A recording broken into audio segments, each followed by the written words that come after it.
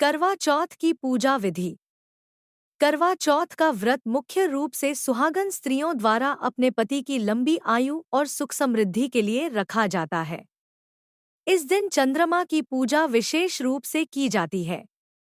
करवा चौथ की पूजा विधि इस प्रकार है। 1. सामग्री की तैयारी। करवा, मिट्टी का घड़ा, दीपक, अगरबत्ती, फूल, कुमकुम, चावल।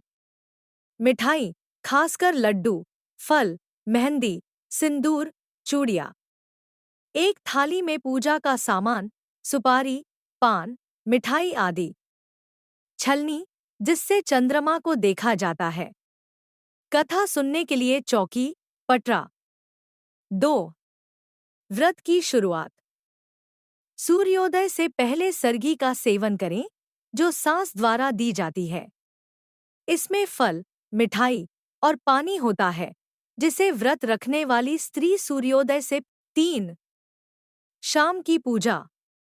शाम के समय एक साफ स्थान पर चौकी रखें और उस पर करवा स्थापित करें। करवा को रोली, चावल से सजाएं और दीपक जलाकर करवा की पूजा करें। सभी सुहागन महिलाएं एकत्रित होती हैं और मिलकर करवा चौथ की कथा सुनती हैं। करवा में पानी भरकर उसे चढ़ाते समय यह मान्यता होती है कि इसका जल चंद्रमा को अर्पित किया जाएगा।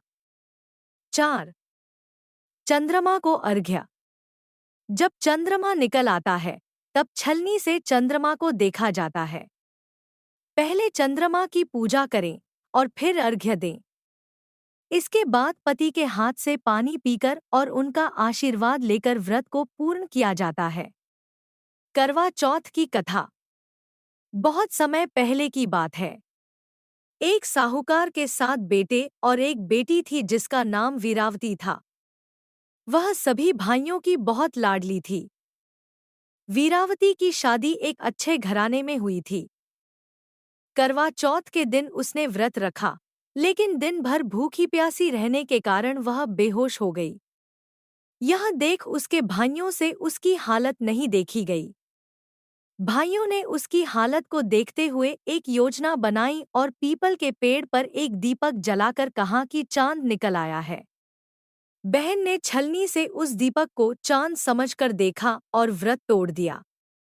जब उसने व्रत तोड़ा, तो तुरंत ही उसे अपने पति की मृत्यु का समाचार मिला। वह अत्यंत दुखी हो गई और उसने पूरी निष्ठा से करवा माता की आराधना की। उसकी तपस्या और भक्ति से माता ने प्रसन्न होकर उसके पति को पुनः जीवित कर दिया। तब से करवा चौथ का व्रत सुहागिन स्त्रियां अपने पति की लंबी आयु के लिए रखती हैं। इस व्रत की मान्यता है कि जो स्त्री सच्चे मन से यह व्रत करती है, उसके पति की उम्र लंबी होती है और उसका वैवाहिक जीवन सुखमय होता है। धन्यवाद।